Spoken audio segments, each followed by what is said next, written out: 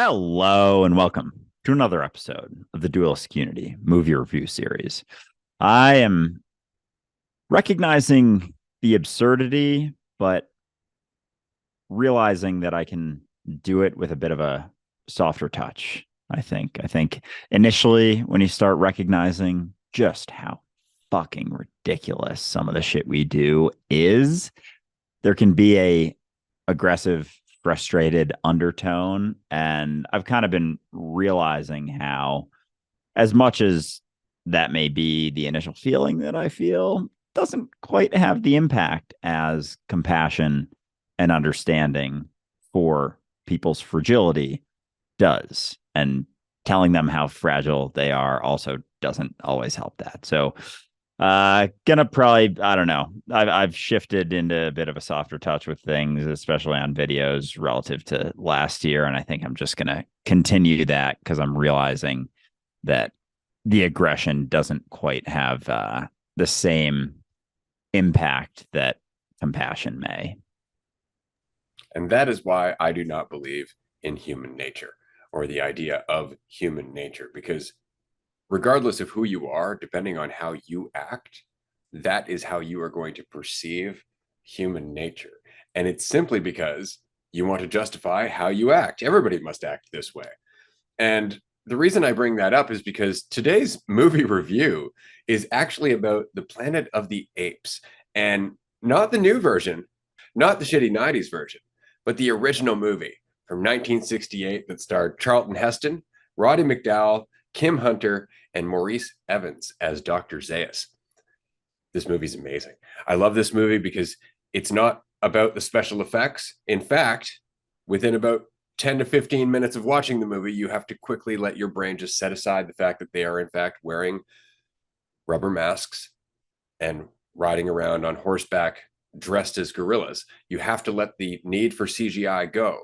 And what you find is a story that is compelling and has a lot to say about humanity and the reason that we do the things that we do. And largely it's because we are biased. We are biased in our need to see our own superiority over everything else. And because of that, we stick to what we know, we judge what we do not know, and we live in this collective little bubble, not understanding exactly how destructive we are or how self-destructive we are. And so this movie is brilliant. And I think people really miss out in focusing on the newer CGI, the newer animation, the newer graphics, and all of that, and missing out on the storyline that was really trying to be brought across in the original. So I'm glad I had a chance to share this with you, Andrew. I'm very curious about your thoughts. Yeah, and just a reminder, spoilers. Gonna be lots of spoilers here. So if you haven't seen it, go watch it. Well worth the watch. But yeah, I think overarching, it's just funny to see how they basically just replaced humanity with ape manity, and it's like the same thing going on. Like it's just a reflection of all the dumb fucking bullshit that we hold on to and believe in and hold tightly. And there were even scenes like cognitive dissonance was expressed by apes literally closing their ears to things. One of the funniest parts. I laughed out loud at that. But Actually, I'd like to point out very quickly that if you go back to that scene where you see the three apes sitting next to each other in the hearing, what you'll actually see is one of them close their ears, another one close their eyes, and another one close their mouth, which is hear no evil, see no evil, speak no evil. oh shit. Oh man. I missed that one. But yeah, I was just laughing at how they're all just like not paying attention basically to what's being said and actively avoiding something that may show them something new or shift the way that they're thinking about things. So I don't know if we want to stick to like a sort of chronological order to this at all, but I guess kicking things off just with the beginning and them flying through space, because I found Charlton Heston or Taylor's initial kind of spiel to be interesting because it was symbolic of literally taking a zoomed out approach to humanity And what he was talking about was just how silly war seems from space, like how silly so many of the things that we do seem when you're hurtling through space at light speed. And one of the things he said is just like how silly war seems, and how from space, like that perspective really squashes one's ego, right? Especially, they're going through like on Earth years. I think they traveled for like 2,000 years essentially on Earth years, which is funny saying now after seeing the whole thing, because you realize, and again, spoilers, that they were on Earth the whole fucking time. So just kicking things off with that perspective, and then uh, Taylor's view as they land, and just kind of that what's his name, Landon, yeah, is kind of representative of the ego, and Taylor is just, it seems like he's kind of being a dick to Landon, but to me he was just kind of pointing out the absurdity of Landon's desire, his desire to live forever, his desire to be immortalized. It's very much from the egotistical perspective, whereas Taylor had much more of a reasonable approach, in my opinion. But to someone who's bought in to Landon's perspective, they'll see Taylor as being kind of a dick as they're walking through, as he's just laughing his ass off at him putting up his little American flag in the sand. He just like has a wicked laugh. And I was laughing too. Because I'm like, oh, this dude's still holding on to this perspective that like peak United States is the peak society. And meanwhile, they've traveled through space for thousands of years. And it's just very, very silly from that perspective, from a zoomed out perspective. So many of the things that we do on Earth. Yeah, I agree. I really enjoy Taylor's character because at one point when he's going through that early monologue and he's recording his thoughts, and he's talking about, I wonder what man will be like when we get there with so much time having passed, and I wrote this down. Does man still wage war against his brother? Does he keep his neighbor's children starving? Which is a very accurate summary of what we do currently on this planet. And then later on, talking to Landon and laughing at Landon's expense, for sure, because that's why Landon was the one having the greatest issue with what was going on. He was trying to hold on to everything that he knew. So the idea of an uncertain future was not something that he can reconcile. Even the idea of how much time had passed, he's like, well, you don't know that. He's like, yeah, no, I'm pretty sure. And it was kind of a funny conversation, but I like when Taylor said what his reasoning was to be on this adventure at all. There's got to be something better than what we've been doing. There's got to be something better than man. There's got to be. And I loved the enthusiasm with which he said that. Yeah, and that, I think that kind of reminds me of, I was talking about this on one of our either Patreon or one of our episodes yesterday, just that perspective that just because we perceive current society as the best we've done doesn't mean it's the best we can do. And that's kind of reflected in the apes throughout the movie. Like they've just kind of settled upon their what do they call it? Articles of faith. They're like always just pointing to the articles of faith as opposed to looking at reality, looking for themselves. They're relying upon some shit that someone wrote a bunch of years ago, very reflective of the Bible. And people just point to that, look at that. And it's like, no, look at reality for what it is. And so I think Taylor's take on that there must be something out there better than what we're doing, bigger than man, more than what we know. And that's kind of the mentality that we're taking in general, like dualistic unity takes in general. It's like we don't necessarily know what the answer to the shit going on now is, but we've recognized that there's a bunch of shit going on, and we're curious about what could come of a shift in mentality. There's the recognition that we could do better, and we don't have to settle upon just what we've always done to do so. And so that's obviously reflected throughout the movie with the apes holding on to what they know at the expense of learning anything else. And you see it repeatedly. For example, with the paper plane. Dr. Zayas didn't even try. He didn't in any way entertain the idea that it could fly. He just crumpled it up because the alternative would threaten everything that they had become comfortable with, which was ultimately the idea that apes are superior.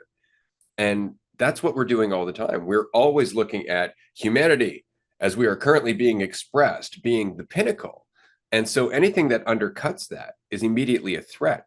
And I'm reminded of Graham Hancock when I say this right now, because he's currently introducing all of these alternative theories about the pyramids, what happened in the Amazon, a lot of these older civilizations and what may have come before them, that there may have been civilizations that predate our written history, that we actually came from another period of our history where we were just as advanced or advanced in a different way. But our current mentality, the way that we look at humanity, our religion even, denies that that's even possible. Why? Well, because it would threaten our current perspective of ourselves being the pinnacle of advanced technology and intelligence.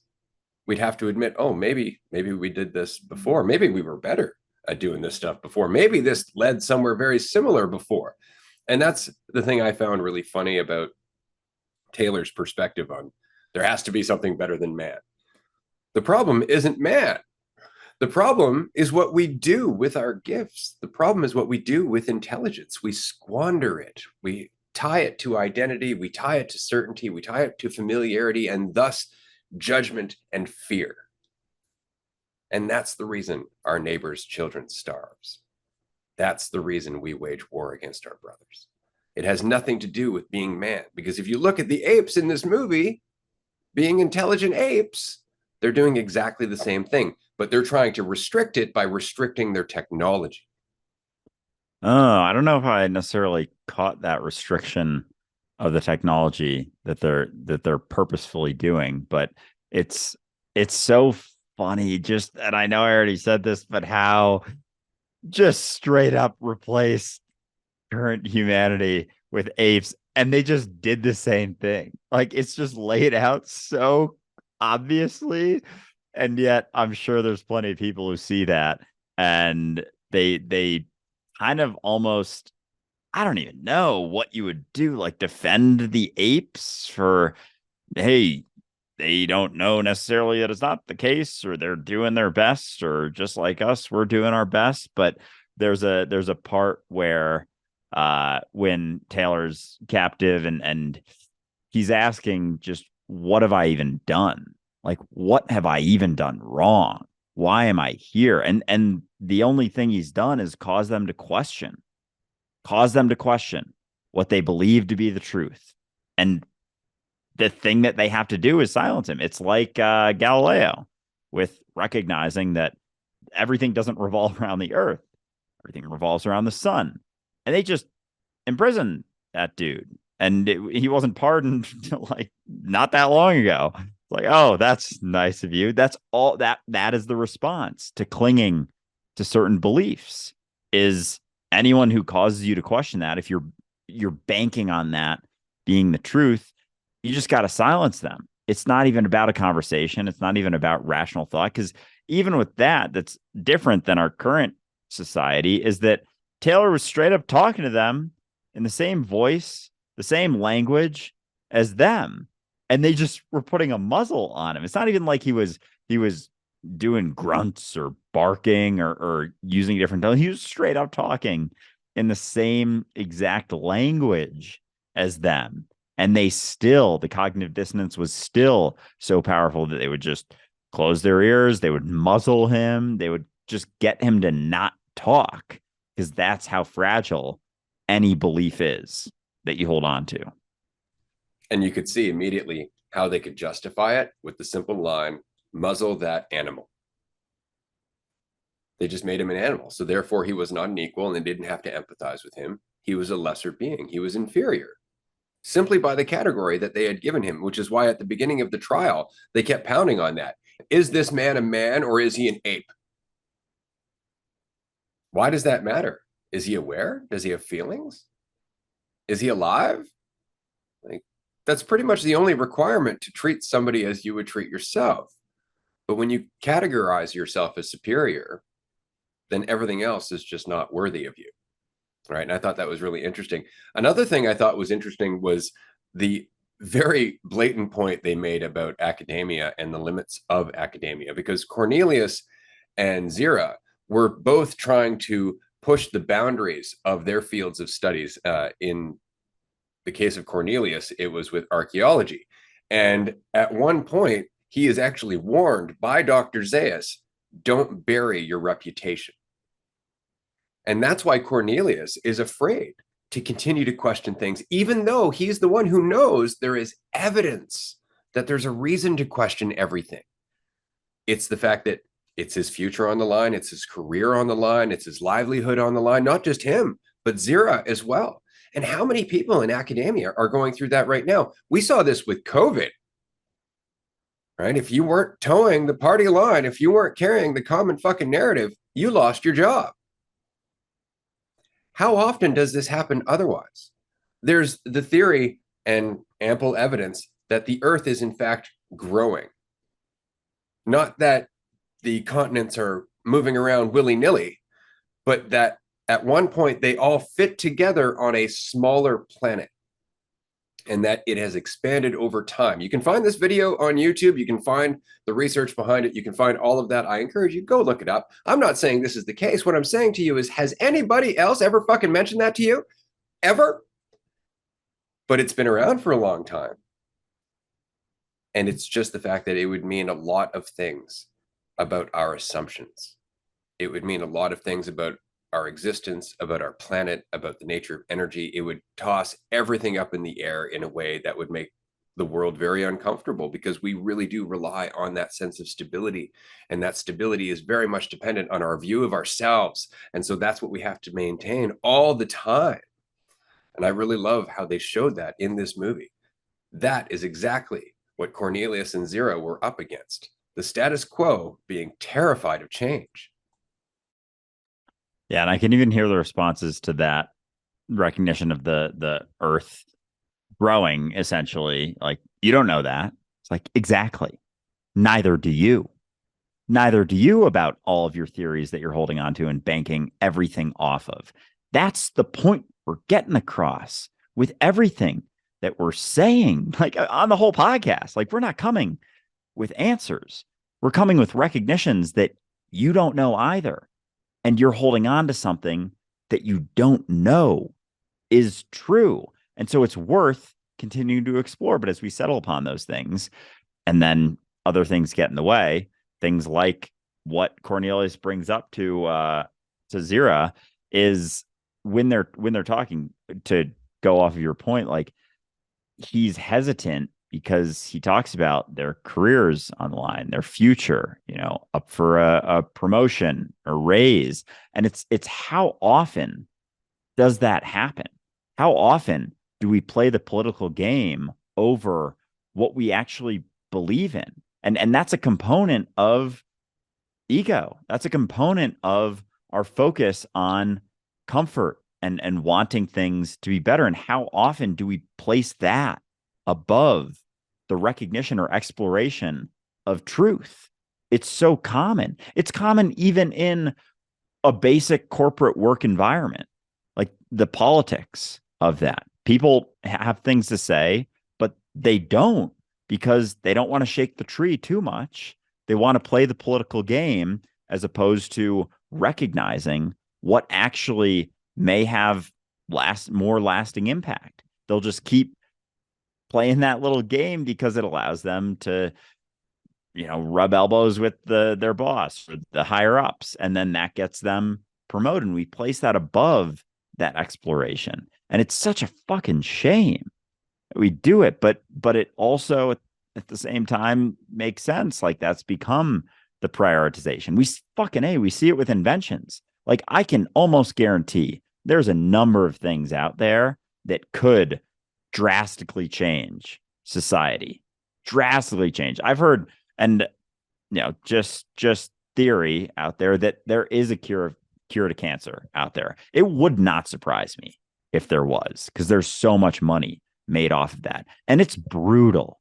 It is, especially if you have loved ones who have died because of something like that, because of some disease. It's brutal to understand that. But at the same time, there is a lot of money made in that industry. It would not surprise me if there is something like that out there that they are withholding because of all the money being made. And so we see that prioritization so often because the focus is on more for me because we think our values drive from that. And it all plays hand in hand. But it was just interesting to see that reflected. Cornelius's hesitation was because he's thinking about himself, which is understandable.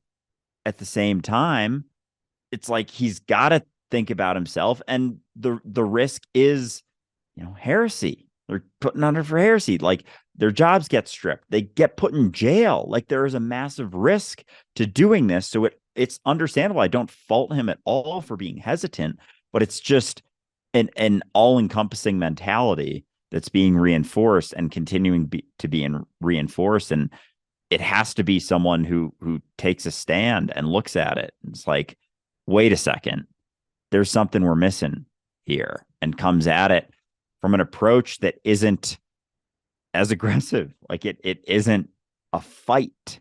It's just a simple recognition of a willingness to question and recognize what's fucking made up and just a theory that exists in our head versus what's actually real.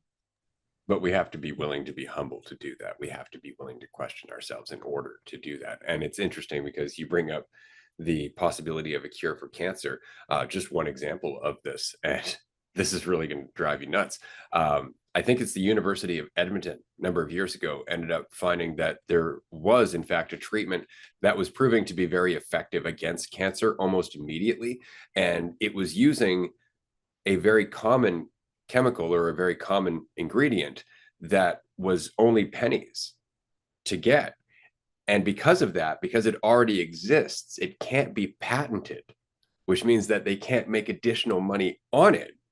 And so nobody wants to pick up the research simply because it wouldn't be a profitable cure, because it can't be patented, because this has been around for years, right? They would have to find some way to modify it so they could make it their own, so they could patent it and then charge us tens of thousands of dollars.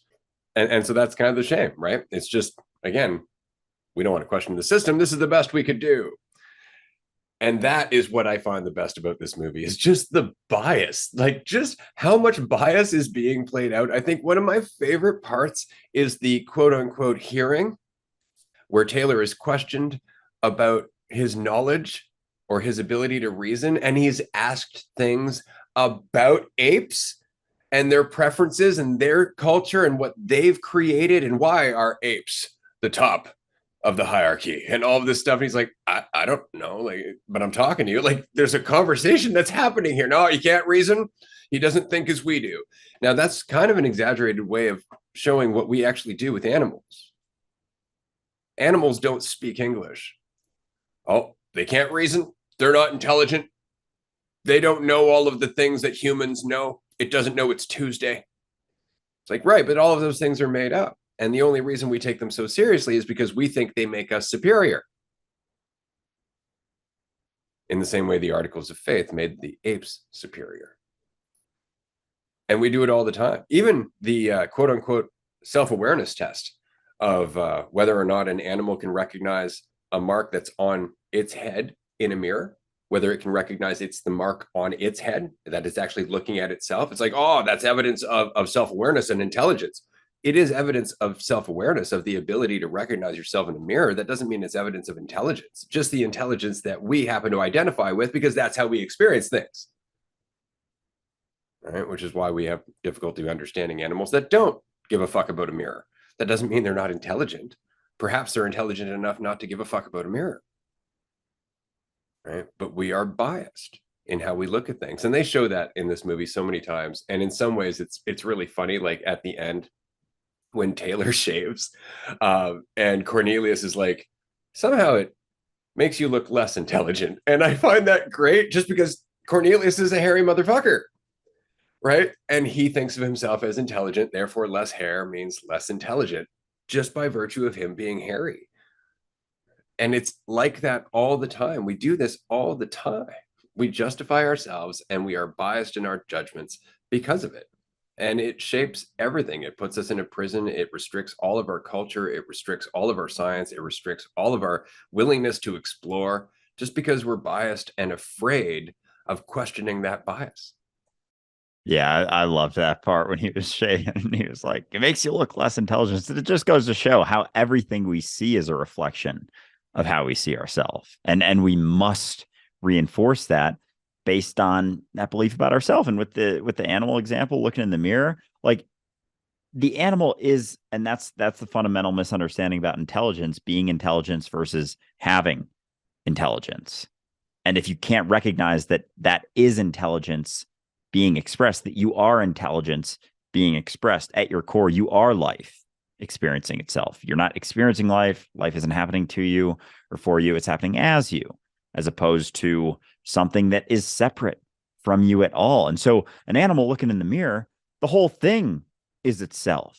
If it isn't maintaining a conceptual idea of itself, itself is the entirety of its environment, because that is the reality of you. The reality beyond the conceptual idea of yourself is when you look in the mirror, the whole thing you're looking at, whether you're looking in a mirror or not, you're seeing yourself always. And so it's such a silly way to express that intelligence. But another thing I found funny when they were having that court hearing, kind of talking about, and they were starting to get proven, the apes on the court, judges or whatever they were starting to kind of realize that they weren't holding up as much, that oh, Taylor actually being able to do all these things does indicate a degree of intelligence, does show he's very similar. They were just like, Zira must have changed your brain. Oh, you must have gone in and allowed you to do it. You were created by Zira. You're like, or basically they were saying he's like a robot. It's funny when they got to that spot of kind of starting to experience some cognitive dissonance, they just said, oh, it must be this. They were like, yeah, it was definitely that. And then they didn't have to look at it anymore because they came up with just a made up theory that popped in their head. And they're like, oh, that's a way to not continue to look at that. And that's what people do. And then you can't reason anymore when they settled upon that. Like as soon as someone settles upon that, a made up belief that they hold on to be the truth, like the conversation kind of ends because you'll just butt up against that because they're holding on to, it's like they put up a wall and you can't really argue it because it becomes like a he said, she said thing, because we believe that things we come up with in our head could possibly be truth, could possibly be real, and they never are. And so that's why that recognition is so important, because anyone can come up with any theory. And if they have enough force and power and a military behind them, they can hold on to that for as long as they want. And there is no way to reason with that mentality. And that's why it's so important to recognize what's real versus what's not. Now, that's really interesting because I think that's very much the underlying message behind all of this is the question of what is intelligence? What is the cost of intelligence? And how does intelligence, in fact, change over time? Because if you look at the switch between humans and apes in this movie, the only thing that's really changed is that humans have lost the ability to verbally conceptualize. And so they've lost language, which is divisive in itself, whereas apes have evolved language and the ability to conceptualize, but it's also the reason that now they're more afraid and judgmental and biased. And so, which is more intelligent? And if we are going to be intelligent enough to use concepts and language, if we're not intelligent enough to know that those can be even more divisive when we lose track of that, then we're immediately going to be doomed, which is why the end of the movie is so important. Because Taylor keeps making the point, humans were here before apes and we did it better. And Dr. Zayas says, yeah, where are the humans? What happened to them then? And that's the point, is that our intelligence can, in fact, push the boundaries in every way, shape, and form, But if it isn't done with awareness and empathy and sensitivity for the fact that we are experimenting with a divisive concept all the time, then we're going to get caught in those divisive concepts, and it's going to rip us apart until we have no choice but to destroy ourselves. And that just points out the importance of the mentality shift. Like, it has to be a mentality shift. It can't be an overlaid answer as a product of our current mentality. Or we were talking yesterday on one of our calls about, all of the things that we've come up with, be it capitalism, socialism, communism, all of those types of things. They're all products of the same exact divisive mentality. And as long as you're maintaining your idea that this is the best we can do because the people who are the most powerful are benefiting from that, we don't recognize ourselves in another. As they say early on in the movie, are they still letting their neighbor's kids starve? Because we're not recognizing ourselves in everyone else. And so it just goes to show how the movie ends with realizing, oh, he's been on Earth the whole time. Oh, it's you almost see Dr. Zaius as not so evil anymore. It's just a product of the same mentality, just taking a different form. And that's all it is, because they're treating humans the same way we treat apes. And when you see that, it's like, oh, they've been around. The human, this is where we ended up because the mentality was maintained, or at least the mentality came back and created what they have in this movie, just with apes instead of humans. And so it has to be a mentality shift, because it's just going to keep happening over and over and over and over, building itself up, creating societies, imploding within itself.